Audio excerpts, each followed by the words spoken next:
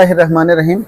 गुज़श्ता session में हम लोगों ने ये डिस्कस किया कि क्रॉस एग्जामिनेशन क्या है और फैमिली केसेस में, क्योंकि ये सिलसिला है 2-3 सेशन हमारे होंगे फैमिली केसेस में क्रॉस एग्जामिनेशन का। क्रॉस एग्जामिनेशन आपको पहले भी बताया कि आपकी वकालत में जो फ़र्क डालता है वो सिर्फ क्रॉस एग्जामिनेशन है। आज के हमारे केस में माशाल्लाह आज हमें बहुत अच्छी सक्सेस एक केस में मिली। वो केस हम लोगों ने सिर्फ विन किया क्रॉस एग्जामिनेशन की वजह से। और वुड यू बिलीव कि हमारे यहाँ एक रूटीन चलती आ रही है ना कि आप पहले प्लेंटिफ एविडेंस देगा, उसके बाद डिफेंडेंट एविडेंस देगा, और इसी दौरान हमारे सालों गुजर जाते हैं लिटिगेशन में। वुड यू बिलीव कि हमारे केसेस में हम सिर्फ प्लेंटिफ पे जरा करके उसी प्लेंटिफ से जो एविडेंस हम लोगों ने बीइंग डिफेंडेंट देनी थी, जो ऑनस बीइंग डिफेंडेंट हम पे था, वो ऑनस हम लोगों ने प्लेंटिफ से ही पूछ लिया और उसी से एडमिट करवा लिया। जब एडमिशन आ गया तो आर्टिकल 117 आर्टिकल 118 कानून शहादत का ये कहता है कि जिस पार्टी पे मेन ऑनस होता है, जिस फरीक पे, वो पहले अपने ऑनस को प्रूव करती है, उसके बाद वो ऑनस शिफ्ट होता है। शिफ्टिंग ऑफ ऑनस वो इंशाल्लाह हम डिस्कस करेंगे। वो शिफ्ट होता है दूसरे पे जब ऑनस शिफ्ट होता है तो उस वक्त हम आके अपनी एविडेंस देते हैं। हमारे केसेस में ये होता है कि अल्हम्दुलिल्लाह अब काफ़ी सारे केसेस में हमें ज़रूरत ही नहीं पड़ी कि डिफेंडेंट की एविडेंस दें। प्लेंटिफ की एविडेंस देने के बाद आर्टिकल 117 के तहत एप्लीकेशन दी, कानून शहादत के तहत एप्लीकेशन दे के हम लोगों ने कहा जी कि क्योंकि ये ऑनेस्ट नहीं प्रूव कर सका, इसलिए हम अपनी एविडेंस हमें देने की ज़रूरत नहीं है, और उसी पे अल्हम्दुलिल्लाह केसेस हम लोगों ने डिसाइड करा लिए। और आप अगर चाहेंगे जो दोस्तों, मैं उनको ये शेयर कर दूंगा। वुड यू बिलीव कि सिविल केसेस में सिर्फ 12-13 सवालात किए हम लोगों ने। उन 12-13 सवालात यानी एक सफ़े की क्रॉस एग्जामिनेशन में वो केस बिल्कुल चेंज हो गया। क्रॉस एग्जामिनेशन की इतनी इंपॉर्टेंस है कि हमारे इस केस में हमारा जो जवाब दावा किसी और कौंसिल ने दिया हुआ था, उस जवाब दावे में वुड यू बिलीव कि सिर्फ एवेसिव डिनाइल थे। और evasive denial is amount to admission, कि आप सिर्फ कहें कि मैं जानकारी है या para number 1 is incorrect hence denied, आप आगे जवाब ना दें तो वो एडमिशन का दर्जा रखता है। अब यानी हमारा जवाब दावा जो एडमिशन का दर्जा रख चुका था, उसके बाद भी सिर्फ क्रॉस एग्जामिनेशन में हम लोगों ने ये केस अल्हम्दुलिल्लाह बिल्कुल चेंज कर दिया और केस विन कर लिया। इतनी इंपॉर्टेंस है क्रॉस एग्जामिनेशन की। लास्ट सेशन में हम लोगों ने डिस्कस किया मेंटेनेंस पे, कि मेंटेनेंस पे क्रॉस एग्जामिनेशन कैसे होती है, किस तरह होती है।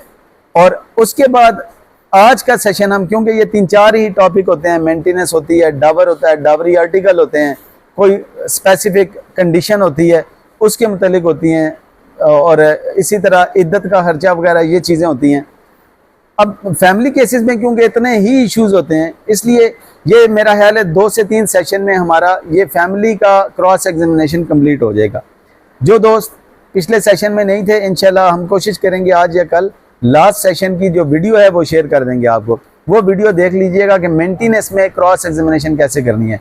आज क्योंकि हम मेंटेनेंस से थोड़ा सा निकल के आगे जाएंगे, हम आज करेंगे डावरी आर्टिकल पे, कि डावरी आर्टिकल पे क्रॉस एग्जामिनेशन कैसे होती है। दोस्तों इशू ये है कि हमारी एक वकील की मेहनत जो है ना, वो यही है कि आप अपने केस अपने क्लाइंट के साथ सिंसियर हों, और सिंसियरिटी जो है क्लाइंट की, वो आपका जो रिफ्लेक्शन है उसकी वो आती है कि आपने केस में कितनी मेहनत की है। हमारे पास बहुत सारे केसेस आते हैं, उन केसेस में जब हम लोग देखते हैं कि क्रॉस एग्जामिनेशन में कोई मेहनत नहीं हुई, उसी वजह से वो पार्टी केस लूज कर जाती है, और अल्टीमेटली ये होता है कि पार्टी को सफ़र करना होता है। इसलिए क्रॉस एग्जामिनेशन की पूरी तैयारी किया करें और पूरी तैयारी में उसको समझने की कोशिश करें। हमारी मेहनत ये है कि हम क्रॉस एग्जामिनेशन को समझें। आज क्रॉस एग्जामिनेशन सिर्फ होगी specific cross examination dowry article पे। आप देखते हैं हम डावरी आर्टिकल को दोनों साइड से क्रॉस करेंगे, दोनों साइड से क्रॉस एग्जामिनेशन को डावरी आर्टिकल की हम समझने की कोशिश करेंगे कि क्या है। डावरी आर्टिकल में सबसे पहले आप देखते हैं कि जब भी कोई केस होता है तो उसमें लिस्ट, क्योंकि हमारे यहाँ ऐसा होता नहीं, और खुदा ना हंसता जब शादी होती है तो किसी की ये नीयत बिल्कुल इस हवाले से नहीं होती कि हम लोगों ने डिवोर्स लेनी है। देखें, शादी ख़त्म करने की नीयत नहीं होती, इसलिए इसकी लिस्ट जो है उस वक्त बनाई नहीं जाती, उस वक्त रसीदात नहीं रखी जाती। इसी के पेश नज़र ऑनरेबल सुप्रीम कोर्ट ने ये हेल्ड किया कि डावरी आर्टिकल की रसीदात का होना ज़रूरी नहीं है।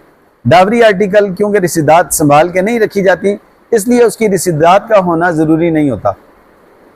अब सबसे पहले हम लोगों ने देखना है कि सपोज हम प्लेंटिफ हैं तो हमारा फ़र्ज़ है कि हम ये तसल्ली करें कि, क्योंकि देखें क्लाइंट को नहीं पता, क्लाइंट को आपने बताना है कि जी आपको क्या क्या ज़रूरत है उसका केस, उसका डावरी आर्टिकल विन करने के लिए।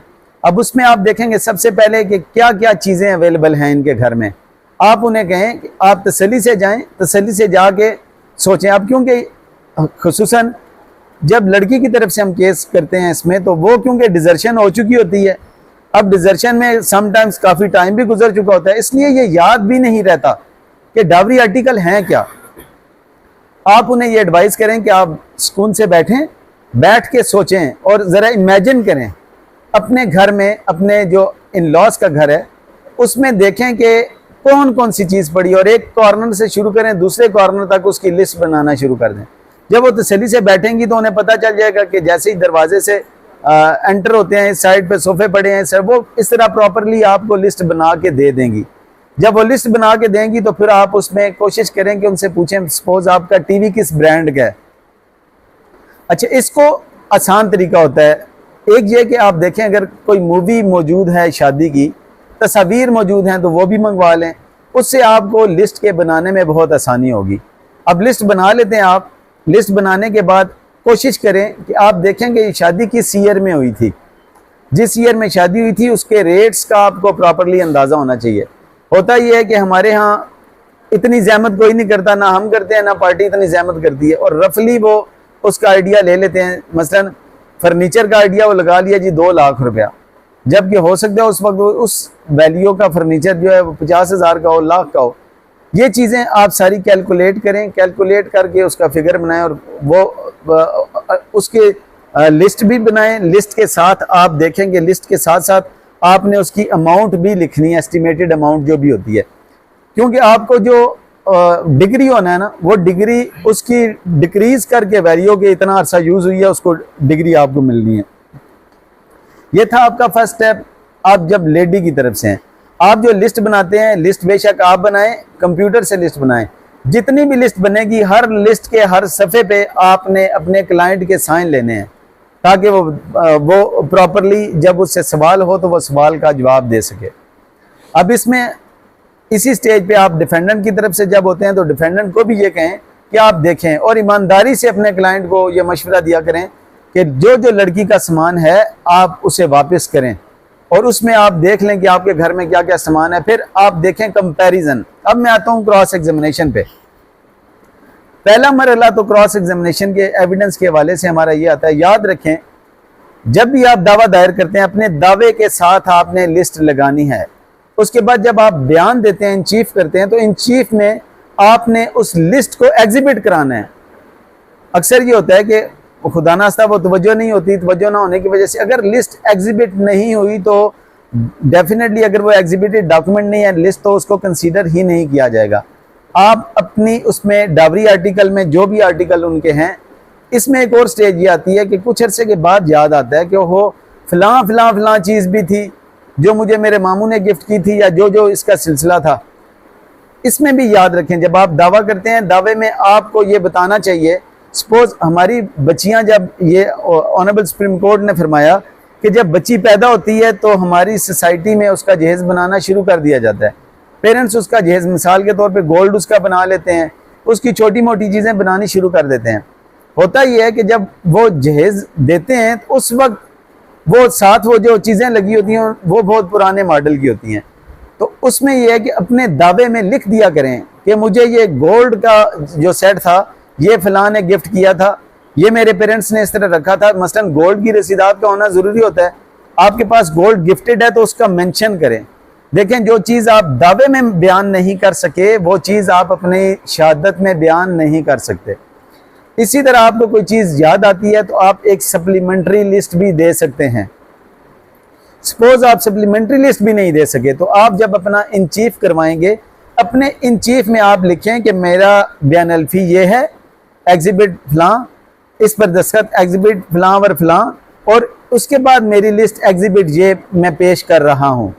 अब देखें आपकी कोई एडिशनल चीज़ें हैं तो उसमें लिख दें कि लिस्ट बनाते वक्त ये अशिया जो थी रह गई थी और मैं गलती से उस वक्त नहीं लिखा सका, तो उस एडिशनल लिस्ट को भी आप एग्जिबिट करवा दें।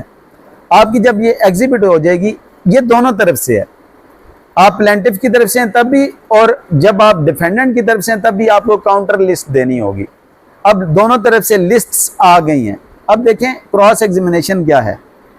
क्रॉस एग्जामिनेशन डावरी आर्टिकल के मुतालिक हम बात कर रहे हैं। डावरी आर्टिकल में आप देखेंगे, आप कंपैरिजन करेंगे। सबसे पहले तो एडमिटेड आर्टिकल्स जो आती हैं वो आ जाती हैं। अल्लाह ना करे, खुदा ना खास्ता, जब ऐसे इश्यूज आ जाते हैं उस वक्त ना देखें ये करना पड़ता है सब। डावरी आर्टिकल का कंपैरिजन आप करेंगे हमारी लिस्ट में और उनकी लिस्ट में क्या क्या जो चीज़ें मैच करती हैं। आप उसको सबसे पहले तो ये करें, आप कोर्ट में अपीयर होके कोर्ट में स्टेटमेंट दे दें। देखिए हमें फेयर प्रैक्टिस करनी है।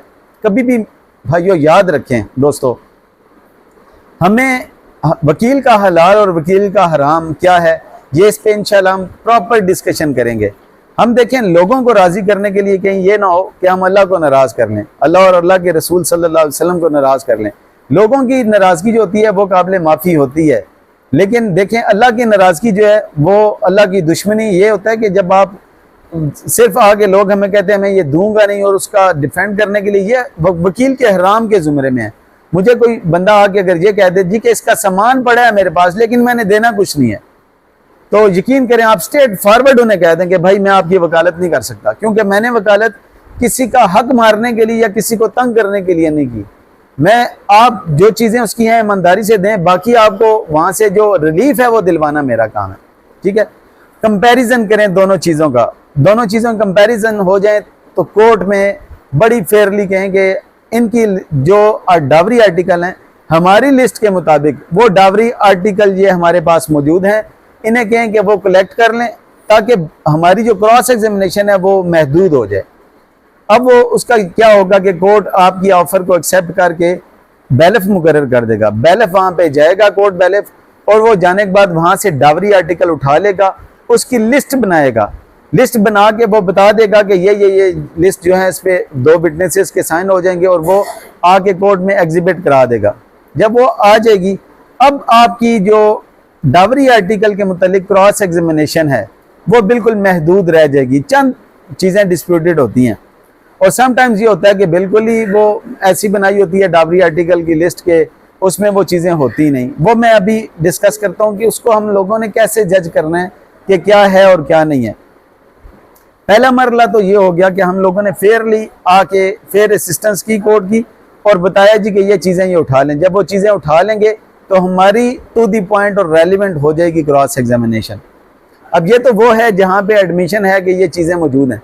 अब यहाँ पे हमारा क्लाइंट हमें ये बताता है जी कि इसने तो ये चीज़ें दी नहीं, अभी हमारे पास एक केस चल रहा है, उसमें हमें अंदाज़ा था कि शादी किस तरह हुई है, यानी कि सेकंड मैरिज। चले मैं उसके फैक्ट्स नहीं डिस्कस करता कि होता ही है। सिंपली मैं ये कहता हूँ कि उसमें वो आर्टिकल दी नहीं की होती जो एक्सीजरेट करके, जिनकी अमाउंट एक्सीजरेट करके या लिस्ट को एक्सीजरेट करके लगा दिया जाता है। हमारे इस केस में तकरीबन 50 लाख रुपए से ज्यादा की डावरी आर्टिकल की लिस्ट उन्होंने दी। अब ये जब लिस्ट दी ना तो हमारे क्लाइंट ने बताया जी कि उसके पास जो डावरी आर्टिकल हैं वो तो बिल्कुल ही महदूद हैं। उसने, हम लोगों ने जब तसल्ली की कि ये दुरुस्त कह रहा है, फिर उसके बाद अब क्रॉस एग्जामिनेशन हमारी स्टार्ट होगी कि जब हम देखेंगे कि इतना बड़ा डिफरेंस है वो कैसे आ रहा है। अब देखें, इसमें सबसे पहले जो डिटरमिन करना है कि क्या जो डावरी आर्टिकल की लिस्ट लगी है, क्या इस लड़की की या इसके पेरेंट्स की इतनी वर्थ है कि ये लिस्ट दे सकते हैं, ये इतना सामान दे सकते हैं कि नहीं। वो कैसे अंदाज़ा होगा? वो अंदाज़ा उस वक्त होगा जब आप प्रॉपरली अपने क्लाइंट से ब्रीफ लेंगे। प्रॉपरली ब्रीफ से मुराद ये है कि आपको डिटेल पता होगी कि इसके फादर क्या करते थे, इसके भाई क्या करते हैं, अगर इसको चाचा मामा ने दिया, मामू ने दिया हुआ है तो वो क्या करते हैं, इनका कस्टम क्या है। अब इन चीज़ों को देखने से सबसे पहले हमें उसकी वर्थ यानी उनकी माली हैसियत का अंदाज़ा लगाना होगा पार्टीज़ का। अब सपोज हम डिफेंडेंट की तरफ से हैं, हस्बैंड की तरफ से हैं और खातून ने क्लेम किया होगा कि उनका हमें कौन बताएगा? हमें ये चीज़ें उसका हस्बैंड बताएगा। आप उनको ऑफिस बुलाएंगे, उनसे पूछेंगे कि बताएं जी इनके फादर क्या करते हैं। वो सपोज बताते हैं इनके कि इनकी इतनी, यानी आपका क्लाइंट कहता है जी ये इतना सामान दे ही नहीं सकते। अब आपने किसको शटर करना है? उसकी माली हैसियत को। सपोज हमारे केस में ये हुआ, जब क्रॉस एग्जामिनेशन की तो उसमें सारा केस उड़ गया। वो आप जिस दोस्त को क्रॉस एग्जामिनेशन की वो कॉपीज चाहिए होंगी वो बताइएगा, मैं व्हाट्सएप कर दूंगा उनको क्रॉस एग्जामिनेशन, शॉर्ट सी क्रॉस एग्जामिनेशन की उस पर, और उससे कहा कि ये बात दुरुस्त है कि आपके अब्बा जी 1994 में उनका इंतकाल हो गया था। अब देखें ये ऐसे फैक्ट्स हैं जिनका डिनाइल कोई नहीं है। उसने कहा जी ये बात दुरुस्त है, ये बात दुरुस्त है कि आप बहन भाइयों में सबसे बड़ी हैं। उसने कहा जी बिल्कुल दुरुस्त है। ये दुरुस्त है कि आपके अब्बा जी एक क्लर्क रिटायर हैं, दुरुस्त है जी। ये दुरुस्त है कि आपके अब्बा जी की पेंशन आती थी जिस पे आप सब बहन भाइयों का गुजारा था। उसने कहा नहीं जी इसमें हमारी सपोज फलां इनकम थी। उसने ये बता दिया। जब उसने ये बताया तो बताया कि आपने क्या अपने, ये दुरुस्त है कि आप अपने दावे में इस इनकम का जिक्र नहीं किया, आपने अपने बयान में इस इनकम का जिक्र नहीं किया। अब जब ये दोनों में नहीं आया तो फिर इसमें कहा कि ये जो अपनी इनकम का ये सोर्स है, ये मैं अपने केस को मजबूत करने के लिए इम्प्रूवमेंट कर रही हूँ। आप हमारी वीडियो देखिएगा कि what is improvement. Cross examination में जब अपनी इन चीफ कराते हैं तो उसमें इम्प्रूवमेंट क्या होती है? इम्प्रूवमेंट ऐसी चीज है जो दावे में या बयान अल्फी में या बयान में वो ना की गई हो और आखिर में आके उन्होंने ये अपनी एविडेंस में वो चीज दे दी हो। अब जो चीज अपनी एविडेंस में दी जाएगी, ये याद रखें, इम्प्रूवमेंट। क्रॉस एग्जामिनेशन में जब आप इम्प्रूवमेंट साबित कर देते हैं तो ये इम्प्रूवमेंट डिसऑनेस्ट इम्प्रूवमेंट कहलाती है। और जब डिसऑनेस्ट इम्प्रूवमेंट हो तो इस पर मैं आपको जजमेंट प्रोवाइड कर दूंगा कि डिसऑनेस्ट इम्प्रूवमेंट जो होती है वो अगर एक से ज्यादा डिसऑनेस्ट इम्प्रूवमेंट पाई जाए तो ऐसे विटनेस का बयान जो है वो काबिले यकीन नहीं होता, कोर्ट उस पर रिलाई नहीं करती जिसमें ज्यादा इम्प्रूवमेंट्स हों। और इम्प्रूवमेंट्स को कैसे करते हैं मैं रिपीट कर देता हूं। आप कहेंगे ये बात दुरुस्त है कि आपने बयान का जो ये हिस्सा है ये आपने अपने दावे में नहीं लिखा। दूसरा आप कहेंगे कि ये दुरुस्त है कि आपने अपनी एविडेंस या आपने अपने बयान अल्फी, क्योंकि फैमिली केस में बयान अल्फी होता है, बाकी में इन चीफ होता है, आपने अपने इन चीफ में भी नहीं लिखा। जब वो ये एडमिट कर लेंगी तो तीसरा आपका सवाल उस पर आएगा कि ये गलत है कि मैं अपने बयान का ये हिस्सा अपने केस को मजबूत करने के लिए डिसऑनेस्ट इंप्रूवमेंट के तौर पे बयान कर रहा हूं। जब आपका ये आएगा तो याद रखें आपने पहले दोनों सवाल कर दिए। क्या सवाल किया? पहला कि आपने अपने दावे में ये नहीं लिखा। दूसरा सवाल कर दिया आपने अपने बयान में या एविडेंस इन चीफ में ये नहीं लिखा। इसके साथ अगर आप ये सजेशन नहीं देंगे, सजेशन का क्या मतलब होता है हमारी वीडियो देख लीजिएगा, उसमें सजेशन आपको इंशाल्लाह उससे आपकी असिस्टेंस हो जाएगी। सजेशन क्या है? अगर आप सजेशन शॉर्ट करता हूँ, सजेशन बेसिकली आपका मौक़िफ़ होता है। जो आपका मौक़िफ़ होता है उसे सजेशन को लिखाते कैसे हैं? वो लिखाते हैं सजेशन को ये गलत है कि, यानी कि मेरा मौक़िफ़ है कि ये आप इम्प्रूवमेंट कर रहे हैं। और क्यों इम्प्रूवमेंट कर रहे हैं? ये डिसऑनेस्ट इम्प्रूवमेंट आप अपने केस को तकवीयत देने के लिए या अपने झूठ को छुपाने के लिए कर रहे हैं। जब तक आप साथ ये सजेशन नहीं लिखाएंगे तो आपके पहले दो सवाल का कोई मकसद नहीं होगा। क्योंकि बेसिकली होता है, सजेशन क्या होती है? सजेशन ये होती है कि जब आप अपना मौक़िफ़ बयान करते हैं और वो आपको अपना रिक्वायर्ड जवाब नहीं मिलता जब आप सवाल करते हैं, अब उसमें आप इससे पूछना क्या चाहते हैं? यहाँ कन्फ्यूजन हो गई, दोनों पार्टीज के फायदे में जा रहा है सवाल। आपके सवाल का जवाब उस वक्त कोर्ट एजर्शन करेगी आपकी सजेशन से। अगर आपने कोई सजेशन दी है उसको रिलेट करेगी और कोर्ट समझ जाएगी कि इससे आपका ये मतलब था। अब मैं इब्तिदा इसमें कर रहा हूं कि मैंने क्या सवाल आपसे किया? वो सवाल किया इनके सोर्स ऑफ इनकम के मुतालिक कि इनका सोर्स ऑफ इनकम क्या है। अब साबित हो गया कि इनके फादर जो थे फौत हो गए, इनके भाइयों में इनके भाई छोटे थे जो कि तालीम हासिल कर रहे थे, ये भी तालीम हासिल कर। फिर सवाल अगला आ गया कि आपकी इतनी तालीम है, इस दौरान आप ज़ेर तालीम रही हैं, यानी कि कोई सोर्स ऑफ इनकम साबित नहीं हुआ। जब ये कोई सोर्स ऑफ इनकम साबित नहीं हुआ तो आप आगे सजेशन देंगे कि क्योंकि हमारे माली वसाइल इतने थे ही नहीं जिसकी जिनके ना होने की वजह से ये सारे हम डावरी आर्टिकल खरीद सकते, ये डावरी आर्टिकल। अब वो फौरन कहेगी कि इसमें जो ये चीजें थी ना, ये मुझे मेरे मामू ने गिफ्ट की थी। फिर आप क्या लिखेंगे? फिर सवाल, अब आपके ज़हन में सवाल आ जाना चाहिए, क्या सवाल होगा? क्या जी? Yes, exactly, thank you very much जी, आप माशाल्लाह प्रॉपरली हम एक दूसरे के साथ चल रहे हैं। फिर ये सवाल किया कि दुरुस्त है कि आपने अपने दावे में नहीं लिखा। अच्छा, सपोज उसने दावे में लिख दिया। इससे अगली चलते हैं जी कि ये मुझे मामू ने दिया था, ठीक है, तो आप कहेंगे ये दुरुस्त है कि आपके मामू यहाँ शहादत के लिए नहीं आए, तशरीफ लाए, ठीक है। और फिर आप कहेंगे वो इसलिए नहीं आए कि ना उन्होंने कोई आपको सामान दिया और ना ही आपके झूठे मौक़िफ़ की वो आके उसकी झूठे मौक़िफ़ की तायीद करना चाहते हैं, ठीक है। इस तरह करके आपने उसमें डाउट क्रिएट करना है। ये आगे इनकी माली हैसियत। अब देखें, केस टू केस वेरी करता है। आपने हर केस में ना इसको अप्लाई उस तरह करना है। सपोज एक माली हैसियत मौजूद है उनकी और वो दे भी सकते हैं, लेकिन माली हैसियत होने के बावजूद उन्होंने कोई नहीं दिया। अब इसमें ये क्या होगा कि आप जब डिफेंडेंट की तरफ से हैं तो आप उनसे कहें, डिमांड करेंगे कि ये दुरुस्त है कि आपने आपकी शादी के मौके पर वीडियो बनी थी, सामान की वीडियो बनी थी, आपकी शादी के मौके पर तस्वीर भी बनी थी। वो कहेगी जी डेफिनेटली बनती हैं। ये दुरुस्त है कि आपने किसी डावरी आर्टिकल की तस्वीर नहीं लगाई, आपने वो वीडियो नहीं लगाई, आपने इसलिए वीडियो और तस्वीर नहीं लगाई कि उस वक्त ये सामान दिया ही नहीं गया था, ये कम सामान था और इस तरह का सामान था। ये तो आ गया माली हैसियत के हवाले से। अब हम प्लेंटिफ हैं और हमने प्लेंटिफ होने के साथ जब जो दे रहे हैं उस पे आपने अपने दावे में वाज़े तौर पे लिखना है। देखिए, जब आप अपने दावे में लिखेंगे तो बयान अल्फी को आप उसी को कॉपी करेंगे या ज़ुबानी बयान भी देंगे तो क्लाइंट को याद कराएंगे तो फिर आपको याद रहेगा। आपने अपने दावे में बाकायदा तौर पे मेंशन करना है जी के माली हैसियत को प्रूव करना है कि जी सपोज इसके फादर ये थे, इन्होंने ये ज़मीन बेची और ये वो करके, सपोज वो कहते हैं जी ज़मीन बेची, उसका सवाल आ सकता है कि ये दुरुस्त है कि आपने ज़मीन की फ़रोख्त का कोई सबूत नहीं लगाया, क्योंकि आपने ज़मीन फ़रोख्त ही नहीं की इसलिए कोई सबूत नहीं लगाया। सजेशन को साथ साथ आपने लेके चलना है। ये तो था माली हैसियत की, बहुत लंबी जरा हो सकती है, केस टू केस वेरी करता है। मैं चाह रहा हूँ कि हम सिर्फ कॉन्सेप्ट डिस्कस करेंगे। कॉन्सेप्ट क्या है? अब पहला ये आ गया, मैं थोड़ा सा टाइम आपका इसलिए लूँगा कि मैं चाह रहा हूँ कि बहुत ज़्यादा चीज़ें हैं डिस्कस करने वाली, तो हम कोशिश करेंगे अगले 2-3 सेशंस में, 2 सेशन में हम सिर्फ फैमिली जो है उसको, फैमिली केसेस की जरा को कंक्लूड कर लें। अब उसके बाद आ जाता है जी लिस्ट आपने देखी, लिस्ट में आपने सेकंड जो कैटेगरी करनी है, कैटेगराइज करना है। देखिए, शादी के मौके पे ना गिफ्ट दिए जाते हैं लड़के को भी। सपोज लिखा होता है कि 10 मर्दाना सूट, सोने की अंगूठी, अच्छा उसके बाद सोने की चेन, घड़ी, अच्छा मर्दाना शूज़, मर्दाना कोट, मर्दाना चादरें।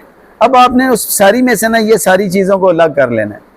परफ्यूम, इस तरह की जो चीज़ें होती हैं ना, वो सारी जो मर्द से रिलेटेड हैं, आप इस पूरे में से एक्सट्रैक्ट करें और निकालें कि इसमें से मर्द के इस्तेमाल वाली कौन सी चीज़ें हैं। फिर उनसे आप सवाल करें कि ये दुरुस्त है कि आपने शादी के मौके पे इनको भी गिफ्ट दिया था। अब देखें, वो ये कहेगी, अगर उनका वकील कोई हमारा सेशन सुन चुका हो तो वो उसको समझाएगा कि आपने ये कहना है जी कि ये गिफ्ट नहीं था, ये तो वैसे दी थी, शादी के मौके पे गिफ्ट ही दिया जाता है, ये तो फॉर्मल सी बात है हमारी। अच्छा, वो जो आप करेंगे कि ये दुरुस्त है कि ये सीरियल नंबर फलां, सीरियल नंबर फलां, सीरियल नंबर फलां, ये सारे जो हैं सीरियल्स, ये मर्दाना इसमें गिफ्ट है, मर्दाना चीज़ें थी, ये दुरुस्त है कि ये मर्दाना चीज़ें इसके इस्तेमाल के लिए दी थी। अब सपोज वो कहती है कि गिफ्ट नहीं था तो आप कहेंगे ये इसके इस्तेमाल के लिए दी थी। अब वो मर्दाना आर्टिकल जितनी भी होंगी, कम से कम लाख रुपए की बन नहीं जाती हैं, 2 लाख की, वो जितनी आर्टिकल हैं वो माइनस हो जाएंगी। वो क्या लॉ है? वो लॉ है कि गिफ्ट किसी को भी दिया जाए तो गिफ्ट काबिल वापसी नहीं होता। आपकी लिस्ट में से ये जो प्राइस वैल्यू है ये ख़त्म हो जाएगी। अब इसके बाद आती है, अब ये आप देखेंगे, इसके बाद आप आगे सजेशन दे दें, सजेशन देंगे ये दुरुस्त है कि ये गिफ्ट थी। अगर वो गिफ्ट ये याद रखें, सजेशन कहाँ ज़रूरी होता है? जहाँ आपका रिक्वायर्ड जवाब नहीं आया। जहाँ आपका रिक्वायर्ड जवाब आ गया वहाँ सजेशन की ज़रूरत नहीं। सपोज वो कहती जी ये दुरुस्त है कि ये मर्दाना चीज़ें जो है शोर के लिए गिफ्ट थी, तो आप बस कर देंगे ये गलत है कि गिफ्ट जो है नाकाबिले वापसी होता है, ये आप अपना वहाँ पे कर देंगे ताकि वो कोर्ट जब उसको करे तो कोर्ट इसको माइनस कर देगी। ये चीज़ें भी आपकी इसमें से उड़ गई। अब चीज़ें आती हैं इसके साथ रोज़मर्रा इस्तेमाल की चीज़ें। रोज़मर्रा इस्तेमाल की चीज़ें कौन सी होती हैं? मिसाल के तौर पे किचन की एसेसरीज़ जो हैं, किचन में इस्तेमाल होने वाली चीज़ें। सिमिलरली जनाना कपड़े, जनाना इतने जोड़े, वो जो रोज़ इस्तेमाल, शूज़, चादरें, बेड शीट और ये सारी चीज़ें जो होती हैं उसको के आप पूछेंगे ये जो चीज़ें हैं ये डेली यूज़ की चीज़ें हैं, ये डेली रोज़मर्रा इस्तेमाल में आती हैं। जब आप चीज़ों को ये भी करेंगे तो ये भी उसमें माइनस हो जाएगा। अब सपोज के जूतियाँ उसने पहनी, खातून ने पहनी थी तो इसी ने पहनी है ना, ये आप कहेंगे ये दुरुस्त है कि आपकी शादी इतने से इतने अरसे तक रही है। अब इतने से इतने अरसे तक जो उनकी शादी रही है तो उसमें वो डेफिनेटली उसने यूज़ किया है और उसका सामान था उसी ने यूज़ किया।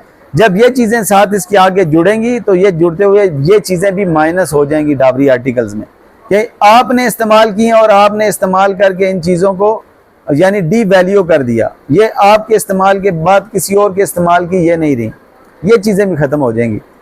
अब इसके बाद आप एक कंपैरिजन करेंगे कि शादी कब हुई, डिवोर्स कब हुई। अब इसमें इन्फ्लेशन रेट जो होता है उसको आप लेके करेंगे कि सपोज एक सोफ़ा सेट आज से 10 साल पहले बना था, अब तो घर में इस्तेमाल के बाद वो उसकी वैल्यू वो नहीं रहेगी। अब उसकी जो होगी, सपोज उसने 1 लाख रुपए का सोफ़ा सेट लगाया तो उसको उसके सोफ़े का 20,000 ही मिलेगा। तो वो आप डेफिनेटली वो आपके पास मौजूद भी होगा, नहीं होगा तो अल्टरनेटिव आपको कम से कम देना पड़ेगा। एक और अहम चीज़ जो एक्सजरेशन होती है लिस्ट में, प्राइस वैल्यू बहुत ज़्यादा होती है। आप प्राइस वैल्यू चेक किया करें। सपोज उसने लिखा कि फ्रिज है जी, सिंपली फ्रिज लिख दिया, आप ये करेंगे ये दुरुस्त है कि आपने फ्रिज पे किसी ब्रांड का नाम नहीं लिखा, ठीक है। अगर उसने किसी ब्रांड का नाम लिखा हुआ तो आप सपोज 2020 में शादी हुई, 2020 में आप देखें डॉलर्स है तो डॉलर्स का रेट क्या था, आप गूगल मारें 2020 का रेट आपके सामने आ जाएगा। डॉलर्स का 2020 का रेट आया सामने, आपने देखा कि 2020 में जो इसने सामान लिया था। देखें ये चीज़ें जितनी भी है ना, इनकी इस्तेमाल के साथ वैल्यू कम होती है। अब आप करेंगे उस वक्त आपने ये जो सामान लिया था उस वक्त डॉलर्स की कीमत थी 70,000 रुपया, आज 1.5 लाख रुपया, ठीक है। उसने वैल्यू कब की लिखी होगी, आज की। तो ये कि आप उन चीज़ों को कंपैरिजन करेंगे, उनकी प्राइस वैल्यू को आप कंपैरिजन करेंगे और हर सवाल के साथ बड़ी बड़ी आइटम्स जो हैं उसका लिखाएंगे। सिमिलरली अब आ जाता है हमारा इशू गोल्ड पे। गोल्ड का मोस्ट इंपॉर्टेंट होता है। गोल्ड का याद रखें कि गोल्ड के लिए लॉ क्या है, सेटल्ड लॉ, वो ये है कि खातून के साथ ही होता है, गोल्ड वो अपने साथ ही रखती हैं। अब आपने जब गोल्ड की हद तक करेंगी तो आपने डिजर्शन को, लड़की की तरफ से हैं तो फोर्सफुल डिजर्शन साबित करना है कि मैं जो डिजर्शन थी वो वो फ्रेंडली माहौल में नहीं हुई जिसकी वजह से मैं ये साथ नहीं लाई। अगर फोर्सफुल डिजर्शन साबित हो जाती है तो फिर आप गोल्ड क्लेम कर सकते हैं।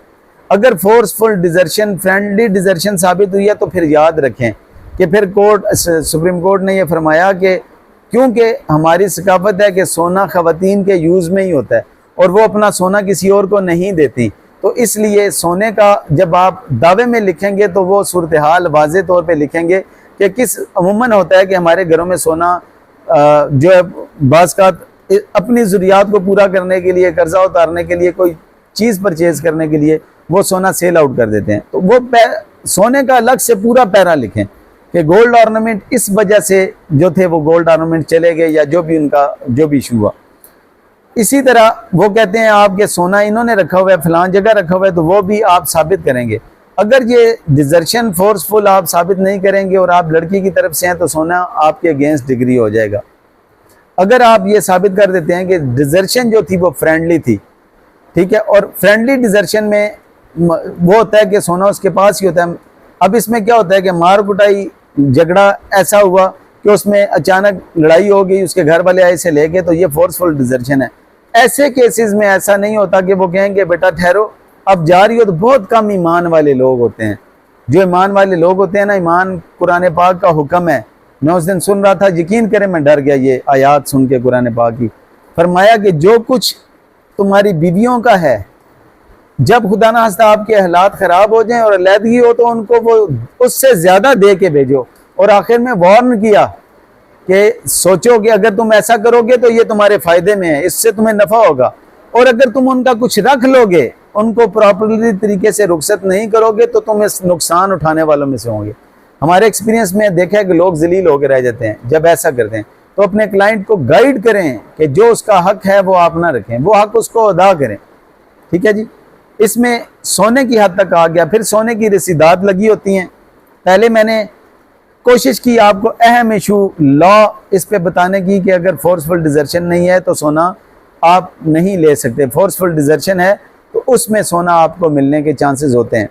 उसके बाद आता है सोना। आप देखें, सोने की अक्सर लोग ये करते हैं कि रसीदात मैन्यूअर्ड करते हैं, यानी सोना हमेशा हम लोग खरीदते हैं उससे जो हमारा जानने वाला होता है सुनहरा, उसके पास लेटर ऑन भी हम जाते हैं तो वहां जाके हम उनसे रसीदात बना लेते हैं।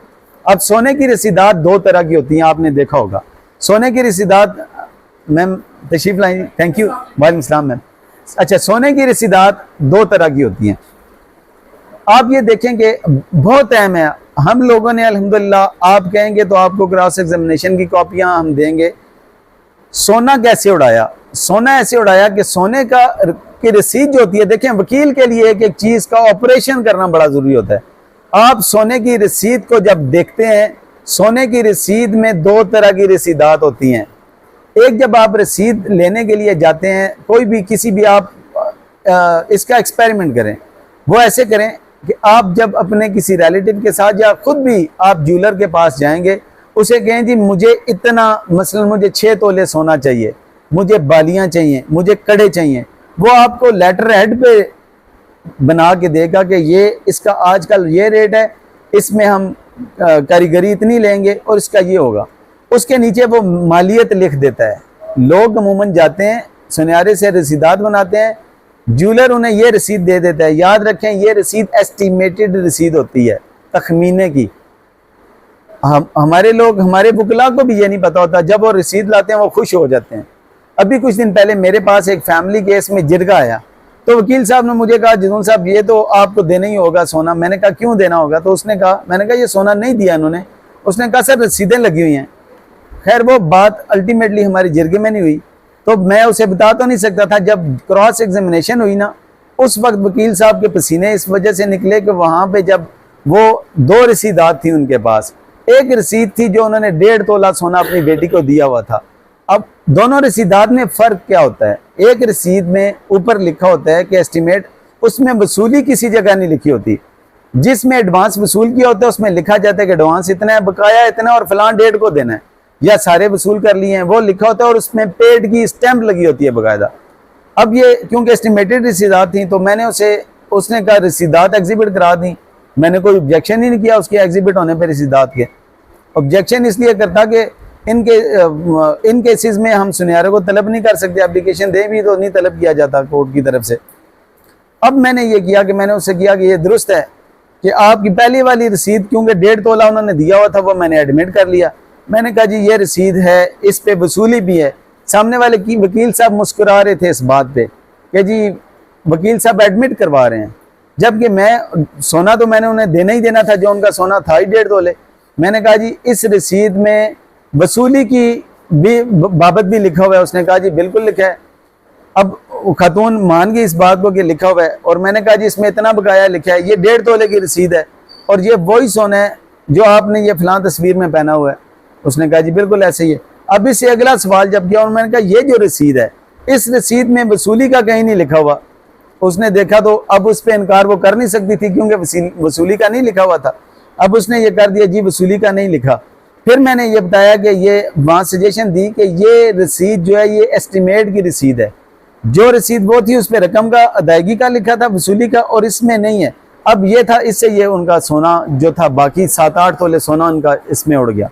देखें समटाइम्स ये होता है कि हमें ये कंपैरिजन किया करें, आपको कंपैरिजन का हमें पता होगा तो हम ये करके इन रसीदात को उड़ा देंगे। जब इन रसीदात को हम उड़ाएंगे, अब इसके बाद एक और अहम बात होती है कि वो अमूमन ये होता है कि हम किसी जाने वाले ज्वेलर से ना ले लेते हैं इसी तरह सीरियल नंबर एक लिया, उसी पे ना एक सोना अब वकील साहब बना रहे होते हैं क्योंकि क्लाइंट को इतना, या समटाइम्स क्लाइंट बड़ा सियाना होता है, क्लाइंट बना लेता है। जब क्लाइंट इन चीज़ों को बनाता है तो क्लाइंट उसमें क्या लिखता है जी कि डेट्स, मसलन एक आज ली, एक महीने के बाद ली, एक फिर ले ली। अब होता क्या कि रसीदें तो गठी फाड़ी होती हैं उससे, बुक से, कैश बुक से। अब वो ये होता है कि आप ये कहेंगे, वहाँ पे लिखते हैं कि ये दुरुस्त है कि आपकी ये जो रसीद है ये सीरियल नंबर 91 की है, ये फलां डेट की है। दूसरी जो रसीद है वो सीरियल नंबर 92 की और ये 3 महीने बाद की है। अब यानी इन 3 महीने में सुनहरे से लॉजिकल बात नहीं है कि 3 महीने में उससे कोई और सोना गया ही कोई नहीं। और उसने ये देखें, जो फोर्जरी होती है वो इस तरह पकड़ी जाती है। अब आप जब वो पूरी रसीद को टॉप टू बॉटम बार बार पढ़ेंगे ना, वो रसीद खुद बोलेगी। देखें, अल्लाह का करम होता है, जब ईमानदारी से बंदा काम कर रहा होता है ना, अल्लाह ताला राज खोलने शुरू कर देता है। सीनियर वकला कहा करते थे कि फाइल बोलती है। आप यकीन करें, फाइल से बातें करने वाले तो बने। जब हम फाइल से गुफ्तगू करेंगे, फाइल खुल के बोलेगी कि उसके साथ क्या हुआ है। अब अल्लाह का फजल है, अल्लाह ने इतना करम कर दिया कि बड़ा मजा आता है। जो फाइल पहले 6-6, 8-8 घंटे में समझ नहीं आती थी, अब आधे घंटे में फाइल समझ आ जाती है। आप फाइल जब खोलते हैं ना अलहदगी में और उससे जैसे ही शुरू करते हैं, फाइल बोलना शुरू कर देती है। हर डॉक्यूमेंट बोलता है कि उसके साथ क्या हुआ, उसमें कितनी सच्चाई और कितना झूठ है। इसलिए सोने की रसीदात को इस तरह इवेल्युएट किया जा सकता है। एक और अहम बात सोने का होता है यह कि सपोज 2016 में शादी हुई, 2020 में इश्यूज पैदा हुए, और इश्यूज पैदा होने के बाद गलती क्या करते हैं कि ये 2020 में जो रसीदात बना रहे हैं ना, इसमें मार्केट सोने की मार्केट वैल्यू और रसीद पे आज की लिख देंगे। अभी हमारे केस में हुआ, अभी केस में क्रॉस एग्जामिनेशन की, उसने सोने की वैल्यू यानी 2013 में शादी हुई थी, 2023 में उनकी आपस में लैदगी हुई। 2023 में जो रसीद उन्होंने बनाई हुई थी सोने की, वो 2,20,000 के हिसाब से बनाई थी पर तोला। अब 2,20,000 के हम लोगों ने फौरन गूगल चेक किया। गूगल जब मेरी टीम ने चेक किया तो उन्होंने कितना रेट था जी, 53,000 समथिंग उस डेट का रेट था। फिर मैंने उस पर सवाल कर दिया, मैंने कहा ये दुरुस्त है कि ये रसीदात आपने उस वक्त की बनाई हुई हैं? उसने कहा जी उस वक्त की बनाई हैं। मैंने उसमें सवाल किया कि ये दुरुस्त है कि उस वक्त सोना 53,000 पे तोला था? उसने कहा नहीं। तो सजेशन आ गई, ये गलत है कि सोना 53,000 तोला था। अब मैंने इस सजेशन को कहाँ यूज करना? जब मैं फाइनल आर्गुमेंट करूंगा तो उस वक्त मैं गूगल का वो रिकॉर्ड निकाल के कोर्ट को दूंगा कि ये प्रिंट है, जिस प्रिंट पे सोने की वैल्यू हो उस वक्त 53,000 थी। अब सिर्फ ये करने से, एक सवाल करने से उनके साबित हो गया कि उन्होंने जो सोने की रसीदात बनाई हैं वो गलत बनाई हैं। इसी तरह डावरी आर्टिकल में जो ब्रांड होती है, ब्रांड्स का लिखना वो लिखा जाता है, उसको भी आप कंपैरिजन कर सकते हैं। इसमें अहम ये भी होता है कि आप सोने में बहुत फ़ायदा जो मुझे क्रॉस एग्जामिनेशन में हुआ, लड़की ने कहा जी शादी के 1 साल के बाद या इतने अरसे के बाद जो अमूमन स्टोरीज होती हैं, ये स्टोरीज कौन बनाता है? हमारा वकील, हमारा स्टेनो। हम उसे बताते हैं कि शादी के 6 महीने बाद हर केस में यही स्टोरी होगी। आपने क्रिमिनल केस में देखा होगा, जैसे कि क्रिमिनल FIR होती है 9 CB की, उसमें वो ना शापर नीले रंग का बदलता है, ना उसको वो देख के उल्टे हाथों वो होता है, वापस होता है। उसने देखा, देख के पुलिस पार्टी को उसने उल्टे हाथों वो उसे फिर हमराई फलां काबू कर लिया। ये स्टोरी नहीं बदलती। इसी तरह डावरी आर्टिकल में भी ये स्टोरीज नहीं बदलती। गोल्ड में वो कहते हैं जी 6 महीने के बाद सास ने कहा जी चोरी का खतरा है, वो उससे मुझसे ले लिया, साल के बाद ले लिया। अब इसमें क्या होता है?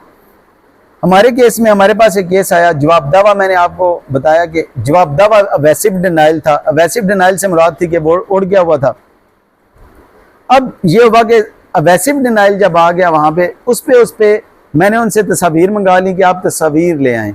जब तस्वीर लेके आई, उसने कहा जी शादी के 1 साल के बाद इसने मुझसे सोना लेके सारा फरोख्त कर दिया था। अब जब शादी की तस्वीर मंगाई तो शादी में जो वरी दिखा रही थी ना, वो उसकी वीडियो से वो तस्वीर हम लोगों ने ले ली। अब वो वरी दिखा रही है जी कि वो गोल्ड का सेट, कि ये गोल्ड का सेट है। अब ये है कि उनका वकील ये प्रोड्यूस नहीं कर सका, मैंने ये प्रोड्यूस कर दी कोर्ट में। मैंने उनसे सवाल किया, जब मैंने कहा कि मैम ये बताएं कि ये आपकी शादी की तस्वीर है? उसने कहा जी बिल्कुल। मैंने कहा जी इसमें ये जो गोल्ड है यही गोल्ड था आपका? गोल्ड का मैंने पूरा हार सेट था। उनके वकील साहब ने बैठे यूं कहा, कहते चबल मार रहा है वो, उन्होंने ये लफ्ज यूज किए, कहता खुद एडमिट करवा रहे। अब ये था कि देखें, सोने तो हम इनकारी हैं ही नहीं कि उन्होंने दिया था, सोना तो उस वक्त दिया था, लेकिन था क्या कि वो लड़की के पास था। जब वो एक तस्वीर उसे दिखाई, इस तस्वीर के दिखाने के बाद उसने कहा जी ये वही सोना है। उसके बाद फिर मैंने 2-4 सवाल आगे पीछे ले गया। आगे चल के जो मैंने सवाल किया, मैंने कहा जी ये दुरुस्त है कि आपका माशाल्लाह बेटा इतने साल का हो गया? उसने कहा जी। मैंने कहा ये लास्ट ईयर आपके बेटे की 3rd बर्थडे थी? उसने कहा जी 3rd बर्थडे थी लास्ट ईयर। उसमें मैंने कहा कि मैम ये आपकी बर्थडे की तस्वीरें हैं इसकी? मैम ने देखा, उसने कहा जी हम बर्थडे की तस्वीरें हैं। अब इन पूरी तस्वीर में कहीं भी, अब उसको ये नहीं पता कि मैं उससे क्या पूछ रहा हूँ। अब मैंने वो तस्वीर एग्जिबिट करा दी, वकील साहब को पता ही नहीं चला कि ये एग्जिबिट क्या हो रहा है। मैंने वो तस्वीर एग्जिबिट कराई। ये एग्जिबिट कराने के साथ साथ आगे फिर मैंने उससे स्पेसिफिक क्वेश्चन कर लिया। अब ये होता कि खुदा ना खास्ता मेरे जहन में ये बात थी कि मैं अगर इससे सवाल नहीं पूछूंगा तो हाई कोर्ट ये कहेगी कि आपने क्रॉस एग्जामिनेशन में इस तस्वीर में ये सवाल पूछा था कि क्या ये वही सोना है, हो सकता है बाद में परचेज किया हो। ये करते ही ना साथ ही मैंने कहा मैम ये दुरुस्त है कि इस तस्वीर में आपने वही सोना पहना हुआ है जो सोना आपका इस तस्वीर में है। एग्जिबिट फलां और एग्जिबिट फलां आपस में। अब उसने देखा नहीं जी, तो उसने तो कुछ नहीं कहना था, तो उसने कहा जी, तो उसका जो वकील साहब थे वो उछल गए, उन्होंने वो मुझे लड़ाई शुरू हो गई कोर्ट में। उसने कहा जी ये लिख ही नहीं सकते आप, वो इसमें बड़ा इशू बन गया। अब वो लिखने ना दे, अब सुन तो लिया, लेकिन हुआ क्या, अल्टीमेटली कोर्ट आ गई, कोर्ट के सामने उसने कहा जी ये सवाल नहीं कर सकते। अब उसने मीनवाइल अपने क्लाइंट को कह दिया कि आप ये कहें कि ये मसनूई सोना था, उसने ये कह दिया। अब जैसे ही वो वकील अपना फन तो इस्तेमाल करता है, वकील साहब ने जब ये कहा तो उसने ये कहा जी हाँ ये वही सोना है, लेकिन आगे आज खुद कहा, ये जज साहब ने कहा जी चले लिखाएं, आज खुद कहा कि ये सोना मसनूई था। अब यहाँ पे क्या आया, मुझे क्या सवाल करने चाहिए थे, वही जो मैं पहले डिस्कस कर चुका हूँ। क्या जी ये दुरुस्त है कि आपने अपने दावे में कहीं नहीं लिखाया कि उसके बाद मैं मसनूई सोना आर्टिफिशियल ज्वेलरी पहनती रही हूँ? आपने शहादत में नहीं लिखाया कि आर्टिफिशियल ज्वेलरी पहनती रही हूँ। ये करके कंपैरिजन किया, और वुड यू बिलीव के डायमंड की अंगूठी और उनका 25 तोले सोना ये उड़ गया उनका, सिर्फ ये करने से। अब ये हुआ कि जब उसके फादर आए, फादर पे आते ही, फादर को जब मैंने ये सवाल किया ना, फादर को आते ही मैंने फादर से ये सवालात नहीं किए। मुझे अंदाज़ा है टाइम का, लेकिन ये इशू ऐसा है कि दोबारा डिस्कस नहीं हो सकता। मुझे मेरी टीम जो असिस्ट वो गाइड कर रही है कि टाइम जो है उसे कंट्रोल करें। अब ये कंक्लूड कर रहे हैं, ये हुआ कि आप, ये बताने का मकसद ये था कि आप तस्वीर से ये साबित कर सकते हैं कि तस्वीर आती हैं जब आपके पास, तो उन तस्वीर से, पिक्चर से ये साबित होता है। मुख्तलिफ फंक्शन में खातून वो पहनती है, आप ये साबित करते हैं। इसी तरह एक शादी में, दूसरी क्रॉस एग्जामिनेशन में एक शादी की तस्वीर थी, उस शादी का निकाहनामा मैंने मंगवा लिया, उस जो दूसरी किसी और शादी जिसमें उसने ज्वेलरी पहनी थी उसका निकाहनामा आ गया, उसकी तस्वीर आ गई। इससे कहा जी कि ये दुरुस्त है कि फलां शादी आपने अटेंड की थी, ये उस शादी की तस्वीर है। इससे मैंने सवाल कोई नहीं किया। अब जो था ना कंपैरिजन उसका जी कि जो इन्होंने ये सोने की तस्वीर लगाई ये और ये मैच करती हैं। इस तरह डावरी आर्टिकल बहुत इंपॉर्टेंट होते हैं, और उसमें से जो गोल्ड है वो क्योंकि वैल्यू ज़्यादा होती है उसकी, बाकी किसी भी डावरी आर्टिकल से इस तरह उसका देखना ज़रूरी होता है। आज हम लोगों ने कोशिश की कि डावरी आर्टिकल में से चंद जो अहम हैं उनको हम इसमें डिस्कस करें। तो कोशिश किया करें कि डावरी आर्टिकल एक यानी फैमिली केसेस में देखें, हम ये कहते हैं कि फैमिली केसेस कुछ नहीं, हमारे लिए देखें रूटीन का मामला है, लेकिन फैमिलीज़ की इज्जत, फैमिलीज़ का फ्यूचर इस पर स्टेक लगा होता है। मैं अक्सर अपने एसोसिएट से बात करता होता हूँ कि हमारे पास लोग आते हैं वरासतनामा बनाने या खुला लेने या छोटे मोटे काम के लिए, हम ये समझते हैं कि इनका काम कुछ नहीं, लेकिन उनके लिए वो 302 होता है, जिस पे बनी होती है ना उसके लिए वो मुश्किल तरीन केस होता है। तो कोशिश किया करें अपने किसी भी केस को ज़िंदगी में याद रखें, अपने हर केस को पहला और आखिरी केस समझ के करें। जब हम ऐसा करेंगे ना तो इंशाल्लाह कभी भी हमें उस पर पूरी मेहनत भी होगी। मैंने कोशिश की कि डावरी आर्टिकल की हद तक आज रहा जाए। जो दोस्त नहीं देख सके वो पिछले जो रिकॉर्डिंग हम वो लगा देंगे, उसमें मेंटेनेंस की हद तक हमने क्रॉस एग्जामिनेशन की कोशिश की। ये इम्पोर्टेंट इसलिए समझा कि देखें दोस्तों, हमारे पास लोगों के केसेस आते हैं। बेसिकली तो ये है कि यह बुखल ये है कि मुझे एक चीज़ का पता हो हम लोगों को, और हम दूसरे से शेयर इसलिए ना करें कि कल हम में से कोई भी एक दूसरे के सामने खड़ा होगा।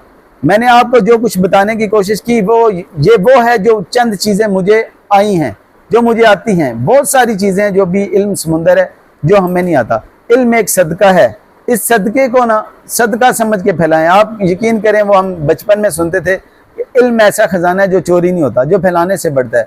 अल्हम्दुलिल्लाह आज आप इतनी तादाद में दोस्त अपने अहम काम छोड़ के आए हुए हैं, हम बैठे हुए हैं, अल्लाह ताला हम सब का ये आना और इल्म को इस तरह फैलाना हमें कबूल करे और हमारे लिए आसानियाँ पैदा करे। आप सबकी तशरीफ़ आवरी का बहुत शुक्रिया जी।